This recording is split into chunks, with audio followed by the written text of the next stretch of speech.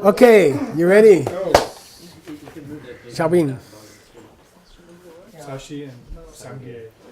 Sashi. Pugi Jushime Totam Rira Lingshi Ninde Genpadi Sangye Shindu Mikte Uwagi Dokunamda Shingla Chupasho Inam Guru Rana Mandala Kamheyatayami Sangye Chöda Songki Chonamla Changchu Badu Dani Kapsuchi Daki Chenye Gipe Salamki Dola Penshir Sangye Dupasho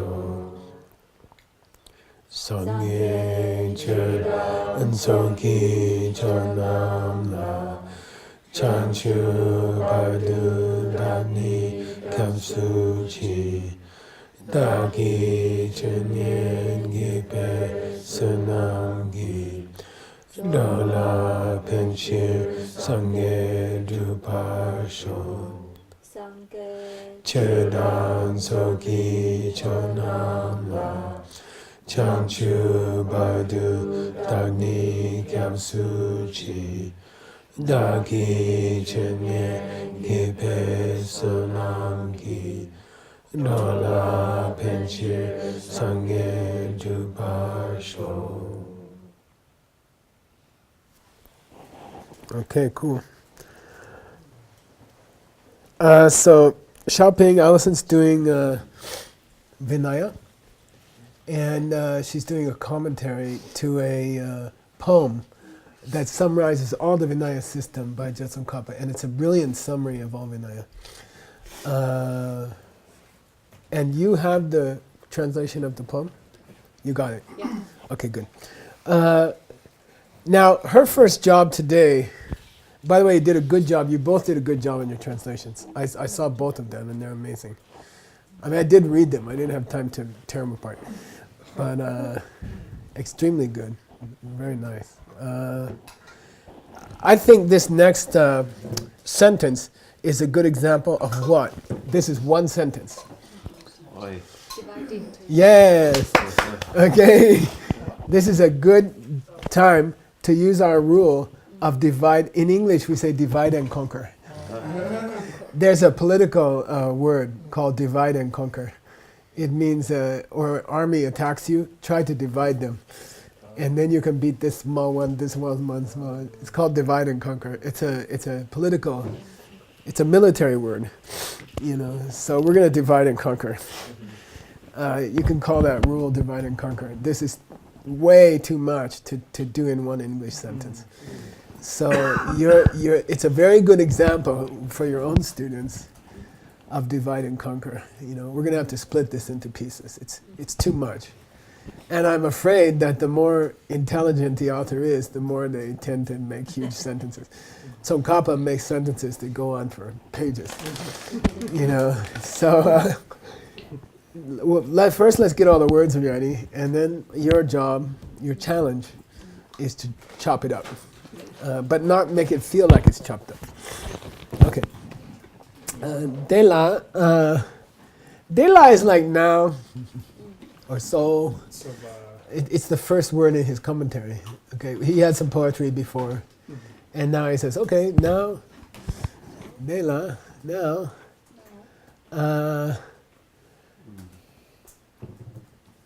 dear, here in this book, okay, in this book, here, just here, now here, Dela dear, J is the J Tsongkhapa, okay, the Lord, the Tamte Kyamba, the omniscient. If you want to be literary, you say omniscient. If you want to be readable, you say who knows all things. You see, both are correct, but if you can do the waiter test on omniscient. go to the restaurant around here and say, "What's omniscient?" I'm from China. I don't know English very well. What's omniscient? And he'll say, "I think it's some kind of new car or something." You know, it's like they don't know this word. Okay, it means they'll never read your book. So probably you should say, "Who knows all things." And if they're Christian, they might get a little bit upset. Yeah, Someone yeah, because an ordinary being. Christian is different. Yeah, So our principle is readable, right? I want TARR, Like readable. Okay. Yeah, in my opinion.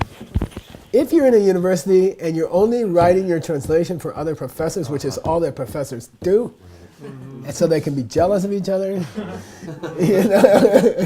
you know, most people translating in a university are in their mind. You have to have in your mind, you have to have your audience in mind all the time. Who's going to read this? And they're in their mind, you know, unfortunately, they are only focused on other professors. They want to look good to other professors. And so they get this weird, what do you call it? Nepotism. No, not nepotism. It's incestual, yeah. They are writing for other professors who don't like their stuff anyway, before they put it out. So, you know, I mean, not everybody, but a lot. A lot.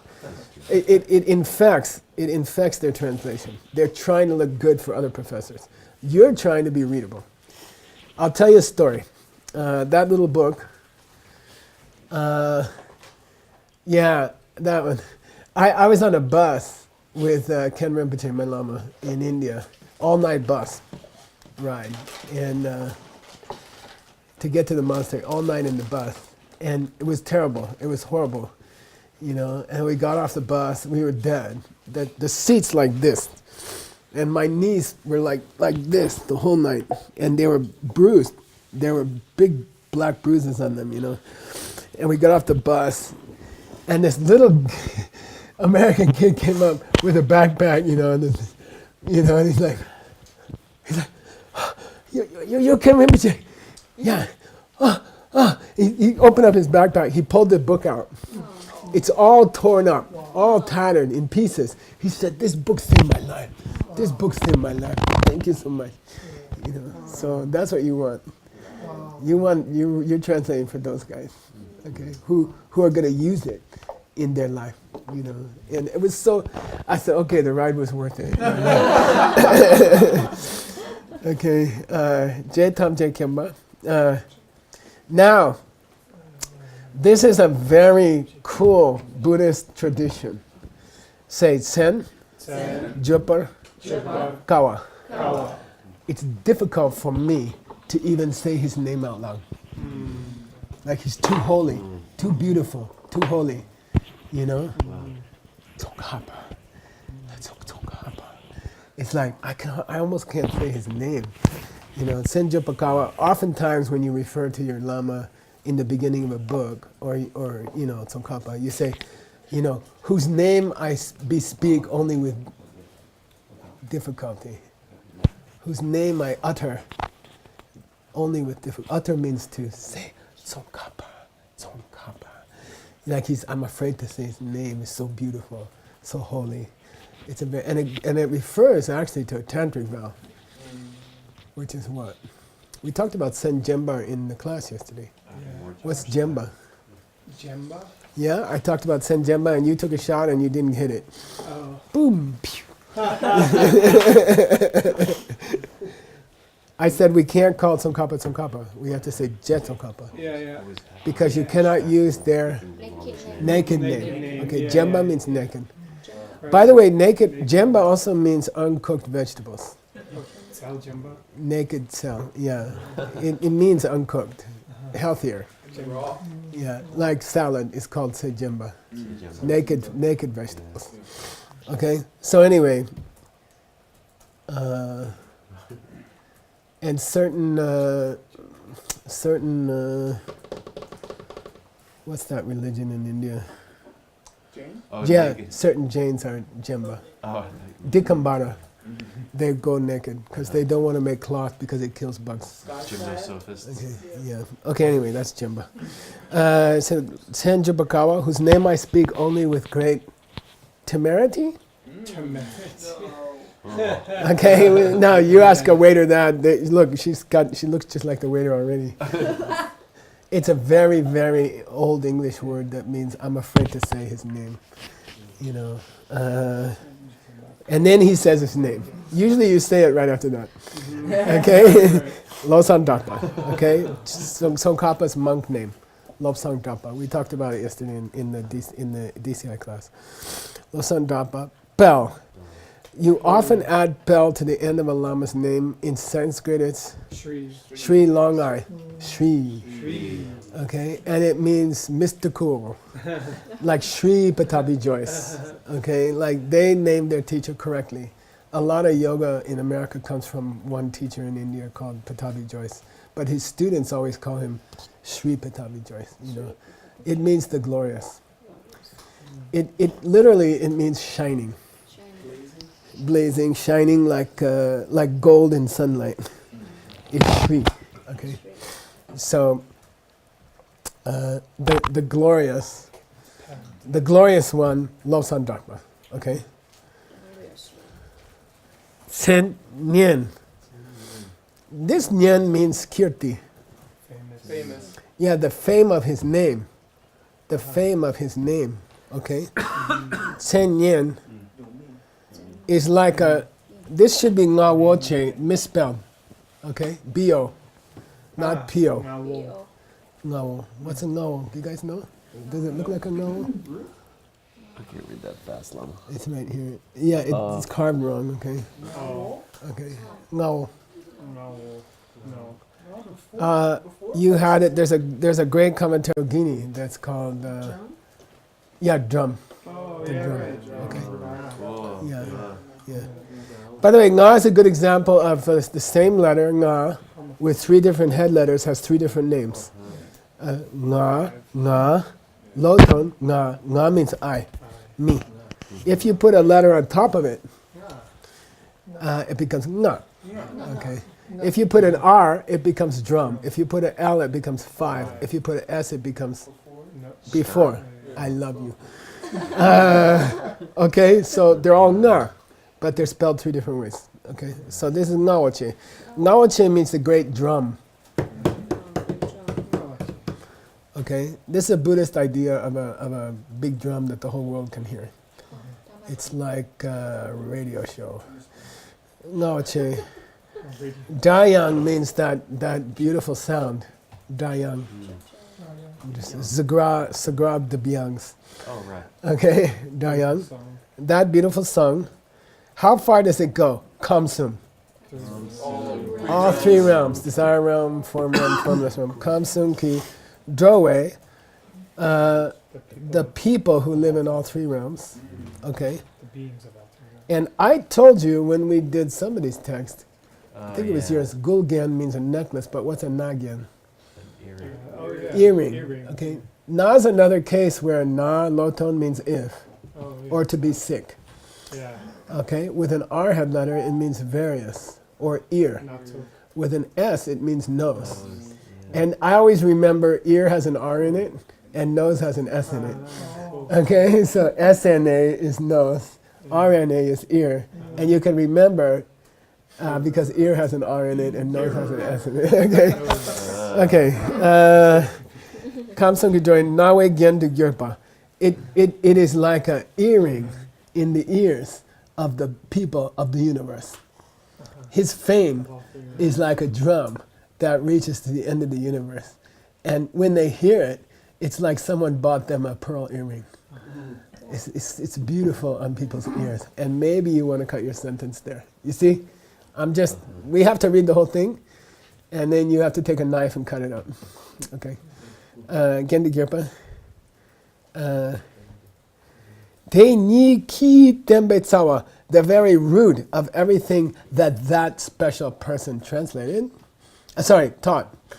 Te ni ki tembe tsawa. So you can stop the sentence there. Gendu Gyurpa, stop. Start a new sentence. De ni ki tembe tsawa, the very foundation of everything he ever taught is Holy Dharma. Tulwa. Vinaya. Okay, yeah. So that's pretty cool.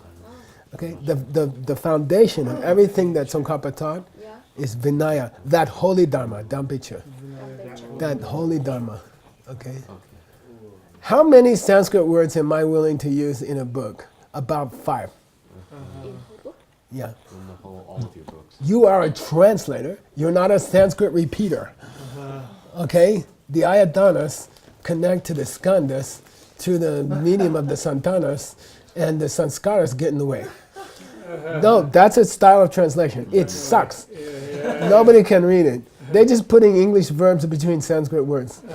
You know, give me a break. You know, nobody can read it. You know, you're a translator. I don't want to see a foreign word in there. But some foreign words became English. Dharma, mantra, karma. Okay. They use mantra now in the newspapers.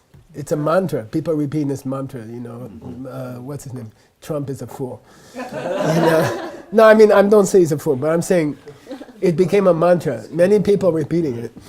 And the newspaper will say it became a mantra. So the word mantra has entered the English language. If you're not sure if a word has reached English, go to the internet, go to Google, type mantra. Didn't they used to say how many hits there were? Just in about. No, but where is it? Okay, 104 million times on the English internet, mantra is used. Okay, can we use it? Yes. Duh, yeah, okay. How about Dharma? What about Vinaya? 47 million. Not bad. Okay. How about Skanda? 12. 250. Okay.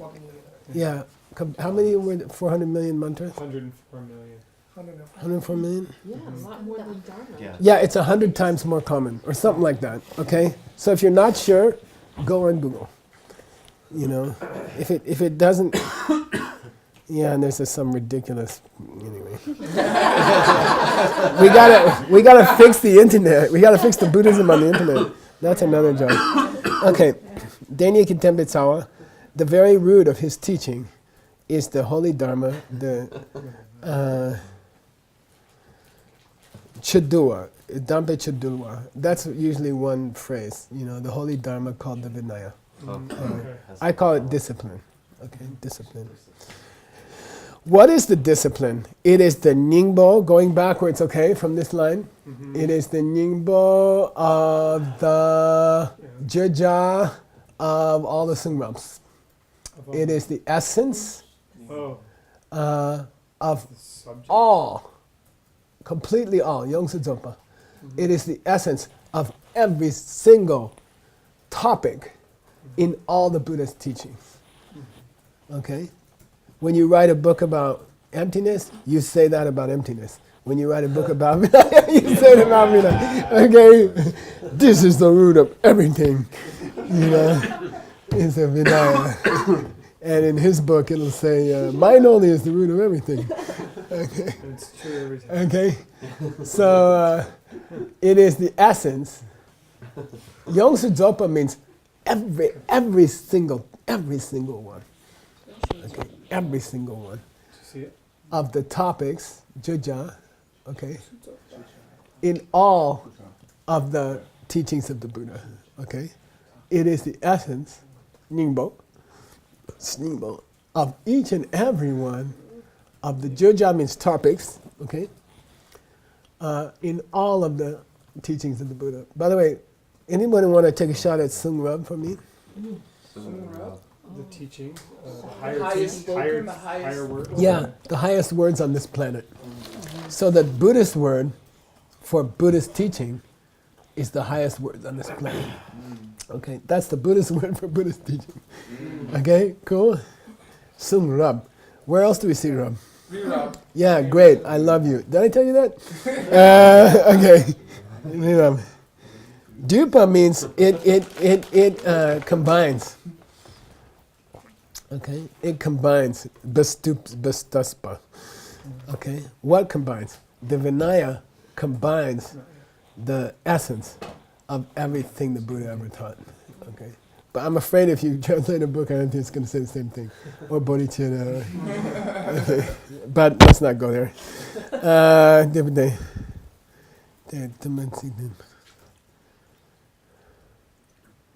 Dute tumba means in brief, it gives in brief, it teaches the essence of each and every topic of all the teachings of the Buddha. In brief, it teaches the essence of each and every topic of all the Buddhism. By the way, by this point, he's talking about Tsongkhapa's poem. By this point, he's talking about the poem. Okay, it teaches in a brief way the essence of all the Buddhist teachings. This little poem.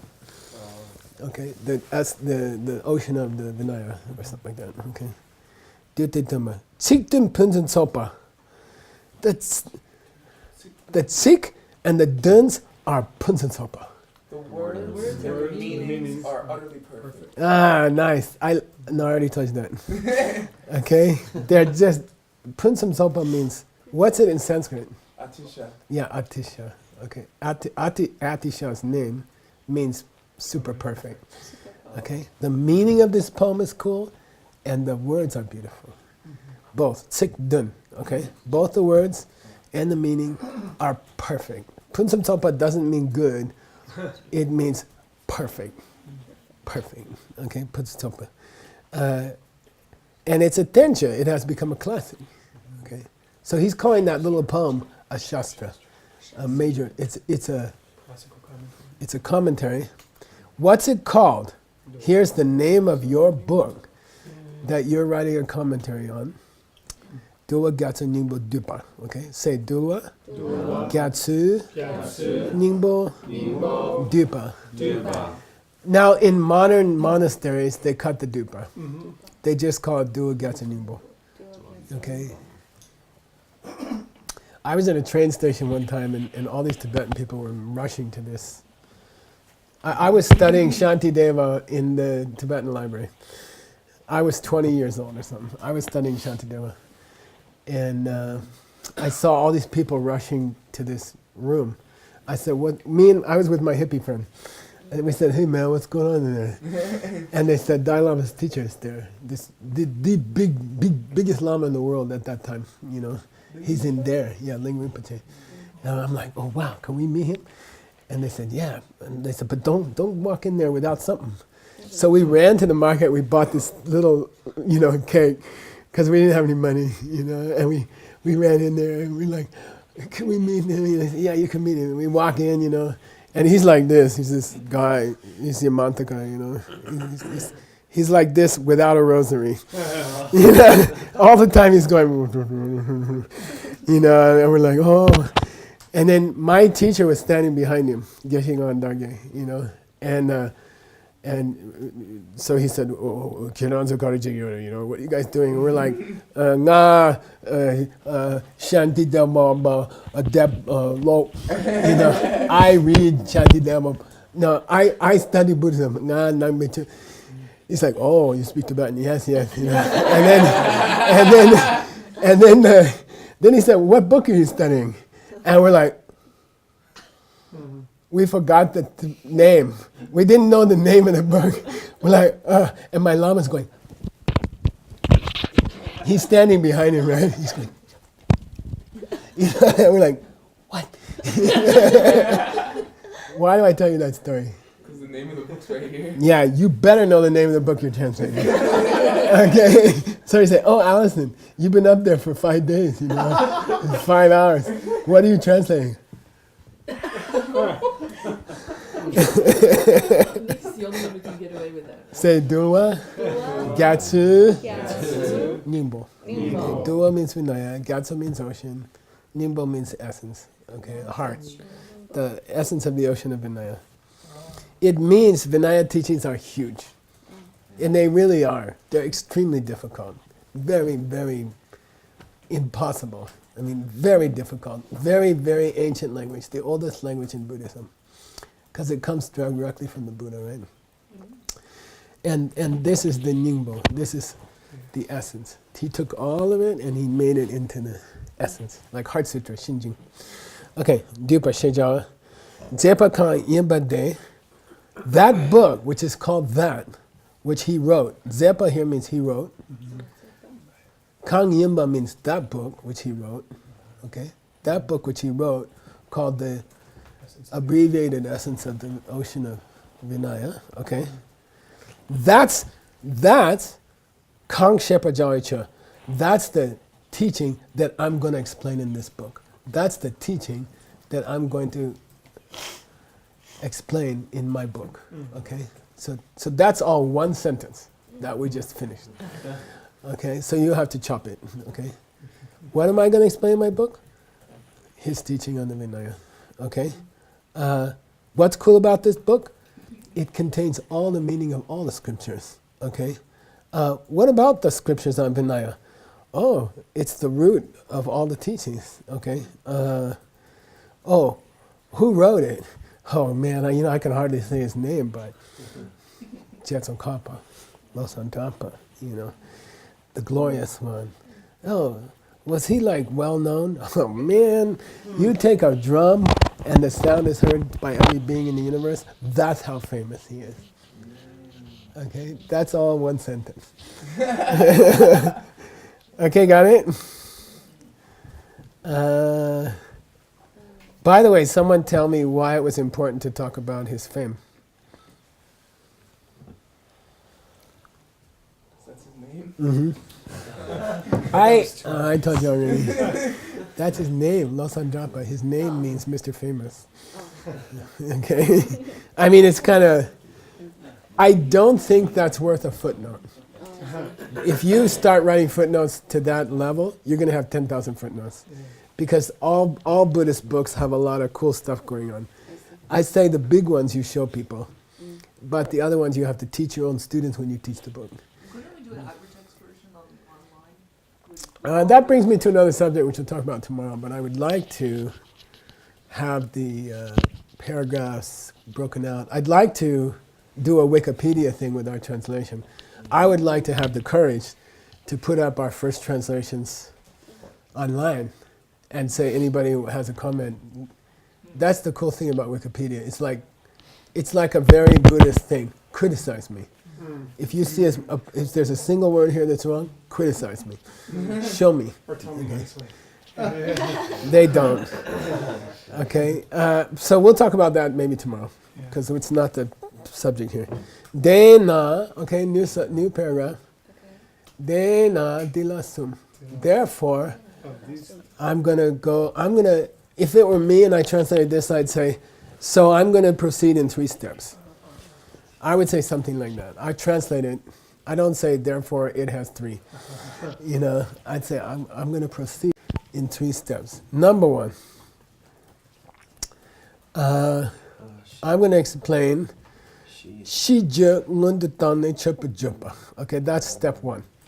That's the first part of Tsongkhapa's poem. Is a Shija Lundutane Chupa Jupa. Okay. Now, Chupa Jupa, right here, okay, is abbreviated normally to Chujit. Say Chujit. The first step in a book, a Buddhist book, is normally to bow down to somebody. It's called the offering of praise. Offering of praise. If you bow down to Manjushu, it means your book is about wisdom. Okay, if you bow down to Avalokiteshvara Guanyin, your book is about bodhicitta. You see? So it's called the offering of praise. Chujut. It means to say the offering. Chujut. And it's standard. Every Buddhist book has one. That's that crazy poetry at the beginning. Okay. So, now normally, especially in a tantric text, okay, at a sadhana, in a tantric ritual, at the end of the sadhana, there's a shijit, okay? That's a standard. That's why I asked you guys to, break down the parts of one of these books. A standard final part of a book, especially a tantric ritual, is shijit. May the whole world be happy. May their crops grow high. May the 3-year retreat was a long time ago. May the teaching spread. May everybody get everything they wish for. Something like that. That's called shija. Okay, what's the full form of that word, shija? Sure. Dashi jupa. Dashi. Dashi. Oh, Oh, auspiciousness. Yeah. The full word of shi is dashi. Dashi. Dashi means auspicious. And in Tibet, when you say good morning, it's dashi dele. Dashi dele. Okay. Then, so I lived in Dashi Genpaling. That's the name of the temple where I was trained. Mongolians. And if you spell dashi correctly in English, it's Trashy. trashy. So we put, okay, by the way, that brings us to another thing. Trashy. On some rare occasions, you should change your transcription so that you avoid a bad word in the other language. Like, I had a lot of diamond dealers named Dick Shit. No, it's a very common Indian name. And they would come to America, they'd open their office and say, Dick Shit Incorporated. Dick Shit means penis poo-poo in English. It's a very bad word. So I'd say, it means, anyway, he'll explain it to you. Great job, Ben. It's a very bad word in English. So on some rare occasions, you should avoid that. Like, I wouldn't put trashy. Yeah. It's correct, but it's trashy. Would you put trashy? That's too I'd put separate. tashi maybe. Oh, tashi. TA, that's okay. Yeah, just avoid, I mean, it's not very common, like 1 out of 10,000, but you better know them. Okay. Side accordingly. Shiju Nguntutang ne. So, Shiju Nguntutang means he put it in front. Nguntutang means he put the Shiju in front. He put the may the whole world be happy. There's usually a prayer at the end of the book that says may the whole world be happy. But Tsongkhapa in his poem, he put it at the front. What's the Sanskrit, typical Shiju for Sanskrit? Sarvamangala? Yeah, Sarvamangalam. Whose book was that had that at the beginning? Yeah, it was this book. Oh, so he's showing off. Yeah. He's doing the same thing. Right. Yeah. Oh, that's why. Remember we were like, why? Yeah, we were asking why he put the Shiju at the front. Now we see why. Because Tsongkhapa did. He's following Tsongkhapa. Okay. Shiju at the front. Then offering of praise. Okay. Which is standard. That's all those bow downs. Bow down to Buddha, bow down to Tsongkhapa, bow down to your own Lama, bow down to your wife. Then your kid. Okay. Chippa chippa.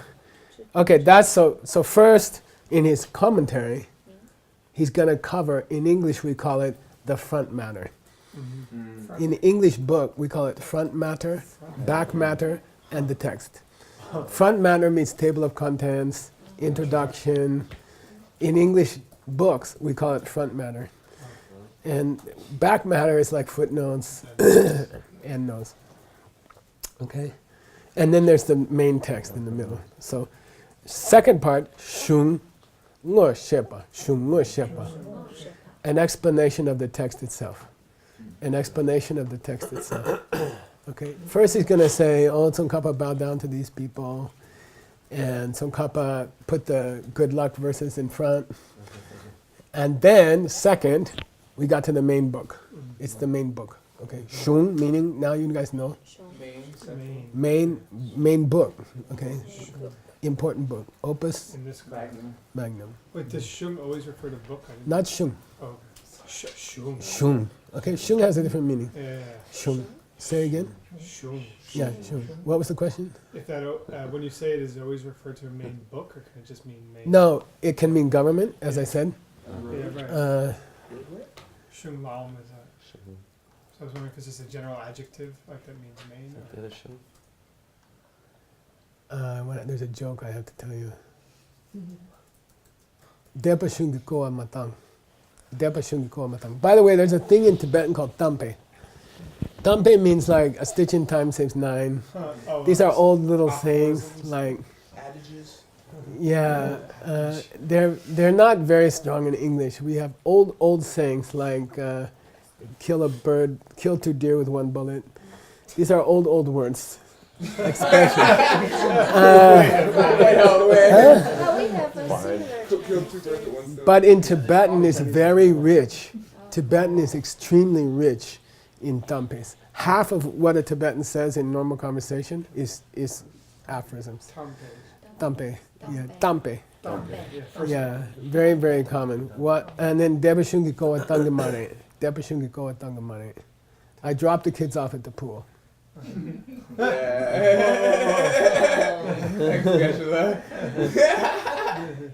But there's a tampe that says say koa.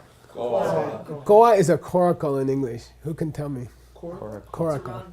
Yeah, it's a boat made of a yak skin. Sticks, just sticks and a yak skin. And you can, when there's no bridges in your country, and there's thousands of rivers, you need koas. And so when there's a flood in Lhasa, the government will send out koas to rescue people. So in that tampe, the government is called Depashung. Shung. The Shung. The Shung doesn't send out koas. So when your toilet overflows, you use this tampe. You know, why were you late to class? The government didn't have to send out a coracle. It means my toilet flooded. Okay, anyway.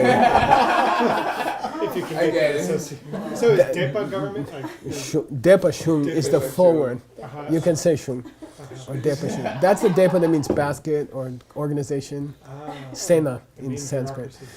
Okay, so anyway, let's go back to the subject. Actual explanation of the text. And then Tsampa Tar Chimba. Tsampa Tar Chimba. This Tsampa is not the food that you eat. This one means composition. So Tsampa has two meanings: to initiate an action or to write a book. Gotsam Due, did they start the construction? Not yet. Tsam and Du. But here it means compose. Okay? Tar Chin is my lama's name, and it means to bring it to an end, to reach the conclusion. Okay? To bring it to an end. Okay? So most books will have a little section at the end. There's a famous Tarchimba, Tsampa Tarchimba in the Ngumba. Yeah, in the Abhidharma. Abhi, right? Ngun. In the Ngumba, there's a famous Tarchimba, Tsampa Tarchimba. What is it? The end of the world. Yeah, he predicts how the Dharma is going to die in the world. It's very depressing. Like you work on this book for 12 years, and then you get to the Tsampa Tarchimba, and he's like, by the way, all this stuff's going to die. And you're like, what? You all right? Am I pushing you around? No. Tsampa Tarchimba Chao, he does it. He concludes. Okay. So my explanation is going to follow these three sections: the front matter, the actual text, and then the back matter. Okay. We're not going to say front matter or back matter, but that's the meaning. So Okay. that Jawa is associated with Tarchimba Chawo, the action of bringing the book to a conclusion. okay, so it's that last, Yeah, the third it- one is not to the Yeah, he's writing it the- doesn't or mean discussing. I will write a commentary here, but that's a good question. That's a really good question. Okay. Now, the reason I chose this text was because he had so many Dumbo and Yi. He's very logical. He says, we're going to go in 3 steps, and the first step has 2 parts. Okay, Dumbo and Yi. The first step has 2 parts. Okay, here they are. Ne kap tang tar tuki dun.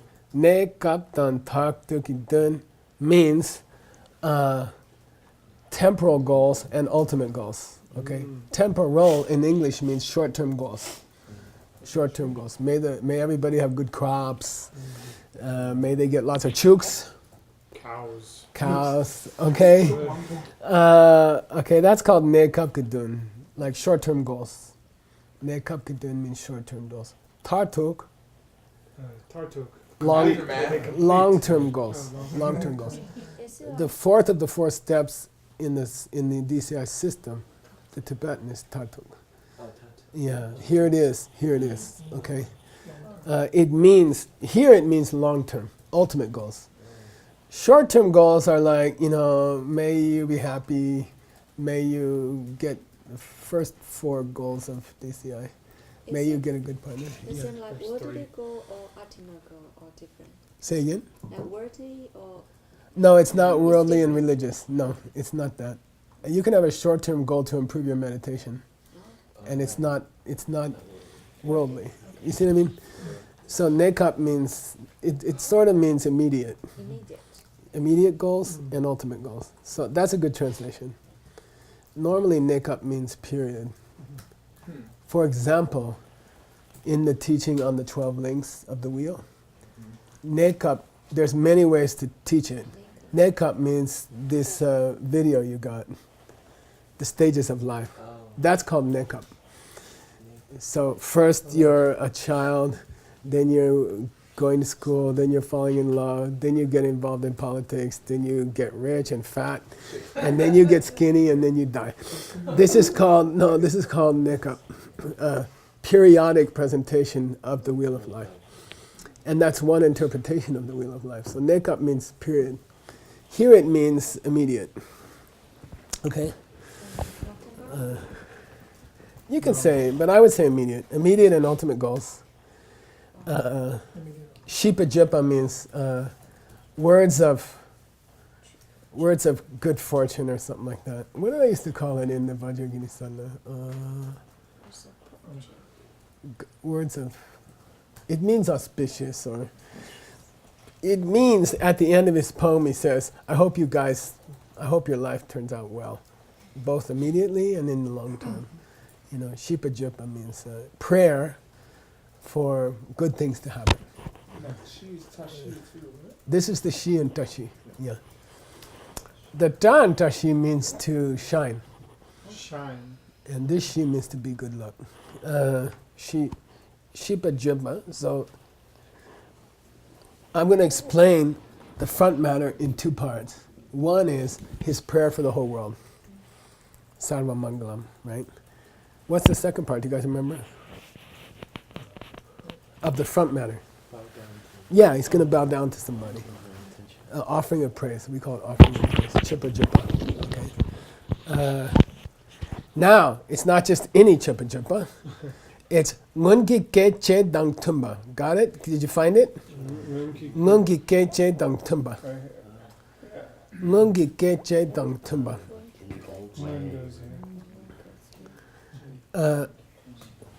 I'll give you a clue and you'll be able to figure it out. The K is instrumental. Speech? No. Of the speech? Yeah, because of the speech. Because of But don't forget that ka can mean the command of a king. Okay. The king said that. Yeah. That he said that we're Yeah. supposed Yeah. So ke che means to che means cut, right? But in commands it means to issue a command. And chepe kanamatoa in morality means something that is wrong because the Buddha made a rule. So this is chepa, okay? So it means if somebody made an announcement, who, before, in days of old, okay? In English we say, in days of old, in long ago. back in the day. Yeah, ngun here means long ago, there was a command made, and I'm tumba with that. I'm in agreement. Yeah, Tsongkhapa's trying to follow that command. Now, what is the command? In the beginning of the translations period of Tibet, which lasted for 700 years, a king, one of the kings said, before you write a book, could you just bow down to somebody? And if you're going to write a book about emptiness, please bow down to Manjushri. If the subject of the book is bodhicitta, please bow down to Avalokiteshvara. If the subject of the book is bodhisattva behavior, bow down to the Buddhas and the Bodhisattvas. And there was a rule made by royal command. It was the royal command of the king. Which king? What was his name? When did he live? I searched for this because I put it in one of my translations and I can't find it. I don't know which king it was. There are paragraphs in people's scriptures that describe how the command was made, but I couldn't find one that mentioned the guy's name. Okay, it's just a tradition that some king, probably you can find it. I didn't have time to find it, so. Okay, so the front matter has two parts. Number one, he's going to pray for the happiness of the whole world, both long-term goals and immediate goals. Backwards. He should put it at the end of the book. And then he's going to do the normal thing. He's going to bow down to somebody, which is what you're supposed to do according to the old king's rule. Okay, got it? Okay. Timbar means he's cooperating with this old rule. Chupa jupa. He's going to bow down to somebody, offering a praise, because he wants to respect the command of the king that happened long ago. Okay? Even they don't know who did it. They just say, oh, long ago. Long ago the king said. Way back when. Okay, we still have time? Yeah. Yeah. What time do we have to go down there? We have to start at 10. We should stop here at 9:50, I guess. Okay, good. We started at about 8:50. So. Now, the poem of Tsongkhapa starts with the words Om Delek Gyurchik. Om Delek Gyurchik. Okay? I got it up here, if you're curious. I'll always keep the line I'm talking about up here. Om Delek Gyurchik. Okay? Om Delek Gyurchik. That's the opening line of Tsongkhapa's poem. Okay?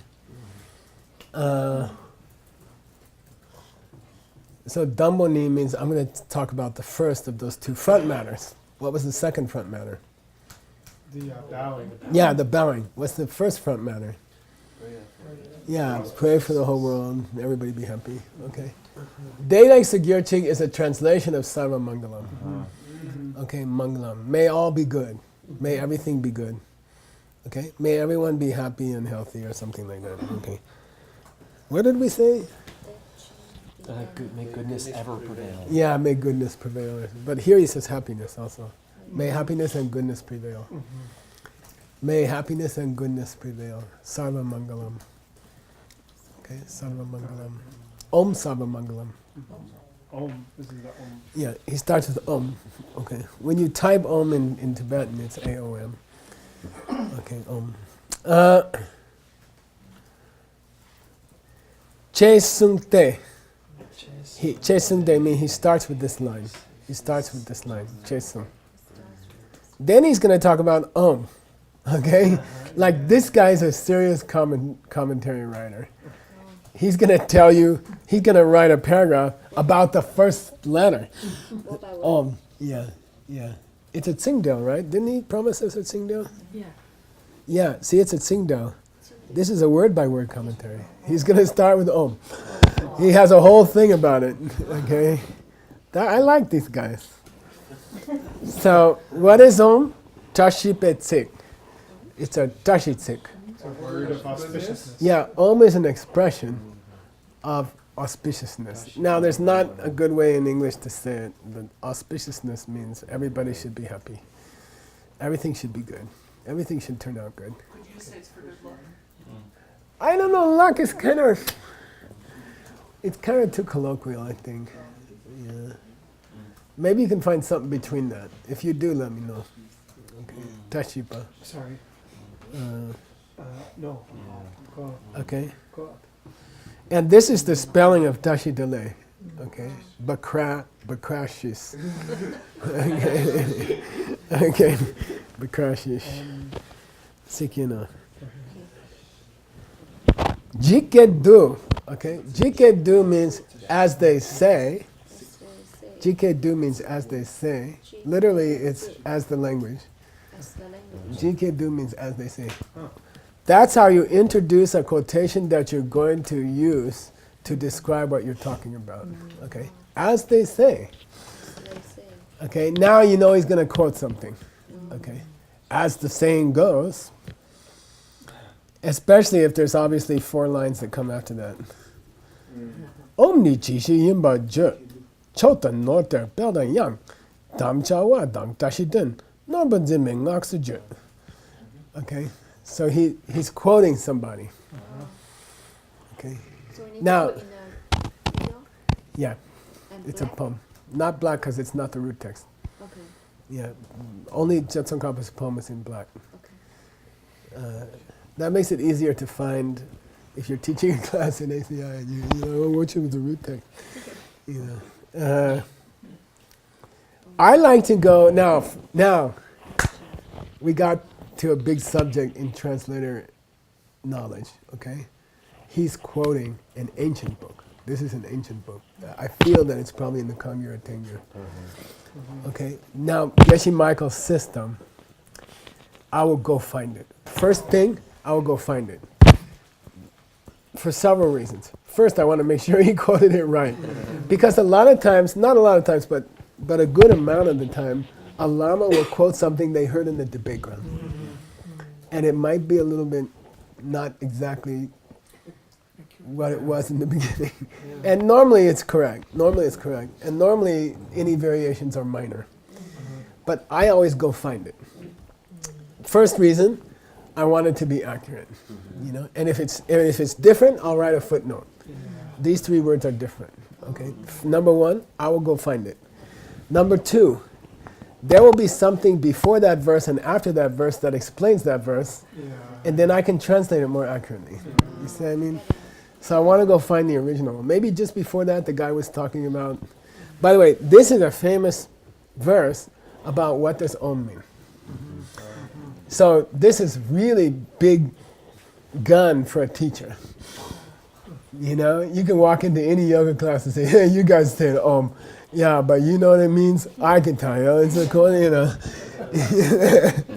Okay, you guys are Om. You know. See how that goes. See how that goes. What's that? You can look so smart at cocktail parties. He said he was going to try it, so I said, let's see how that goes. I saw a cute cartoon in a magazine, New Yorker, I think it was, and this guy's trying to hit on this girl at a cocktail party. They both have like cocktail drink, you know, and he says, and she's saying like this, and she's saying, "No, I don't want to know your secret mantra." There was a meditation system in America like 40 years ago, Maharishi. where you get a secret mantra. You're not supposed to tell anybody. But he wants the girl to be impressed. She's like, "You want to know my secret mantra?" You don't hear what he says. You only hear her answer. She's like, "No, I don't want to hear your secret mantra."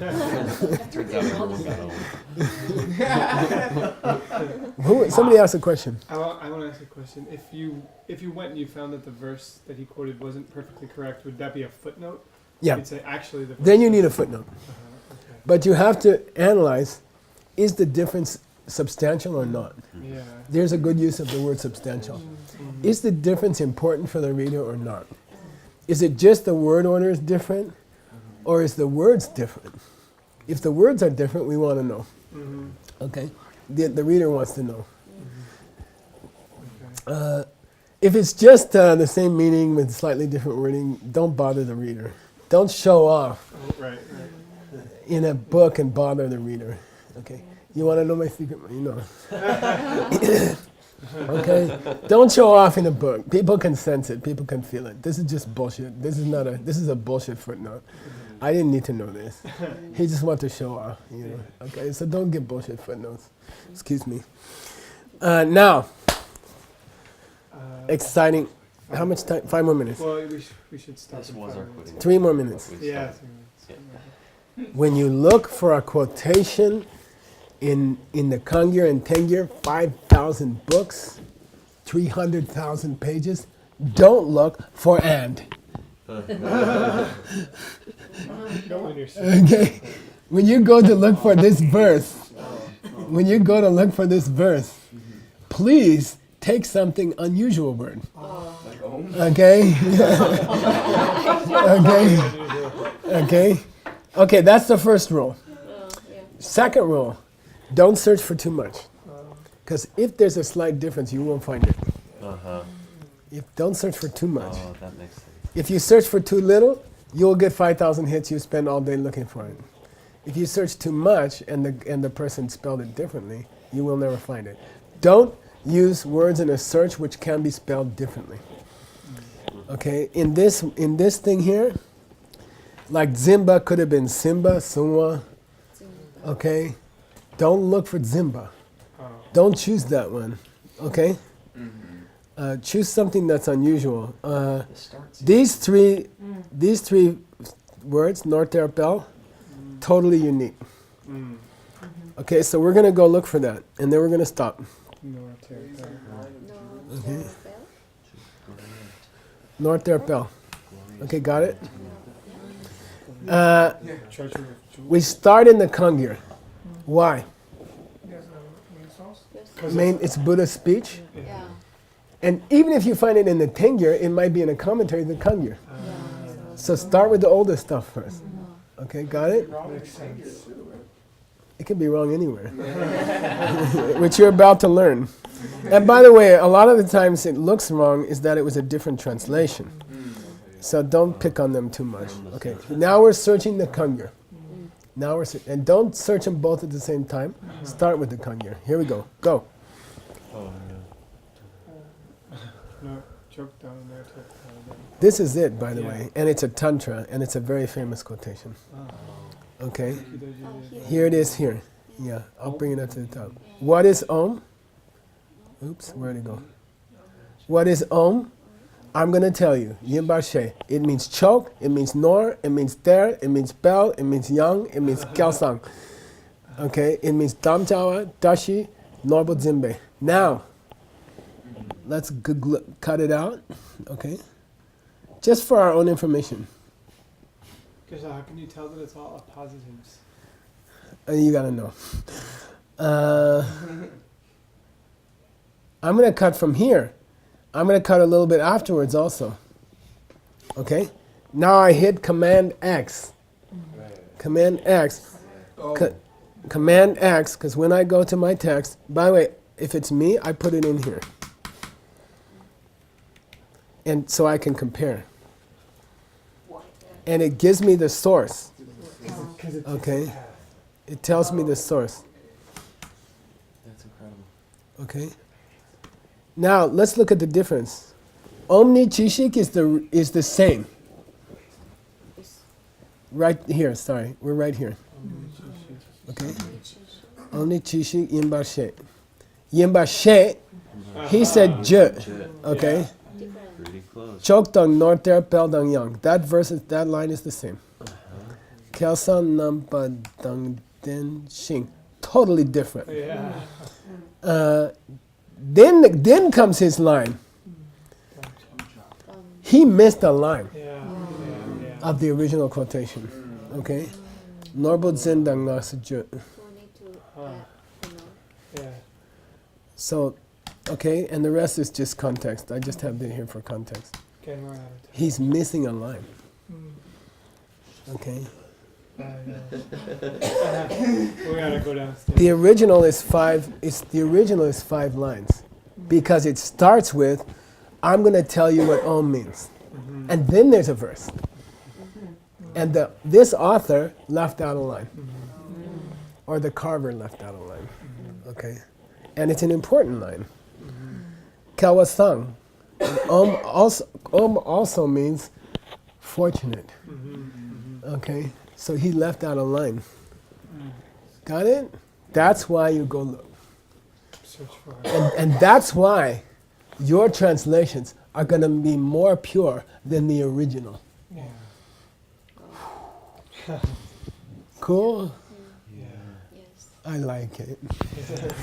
But it takes time. That's why you got to have 200 translators. Dr. Wu's got to figure out how to pay for it.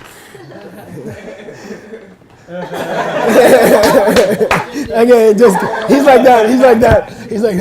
What? Okay, let's go. You ready? Pergi Jershin Metotam Rira Lingshin Yende Yambadi Sanye Shingdu Nikte Uwargi Jokun Namdak Shingla Chuparsho Ilam Guru Ratna Mandala Kamyatayami Di Gewokun Sunam Yeshe Tsotsok Shin Sunam Yeshe Lechungwe Tampar Kunyi Toparsho.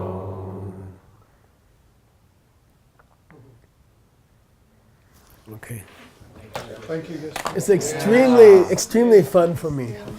I've been doing it for 30 years and I don't have anybody to share with. I tell Veronica, I said, no, I said, do you know this guy left out a line? She's like, what? I found this guy left out a line 300 years ago. She's like, yeah, well, what's for dinner, you know? I don't know, slightly more interested. No, I tried some last night. It didn't go well. Everyone's like, oh wow, and then it's like, I gotta show you what I did. Oh, wow, and can you clean the bathroom?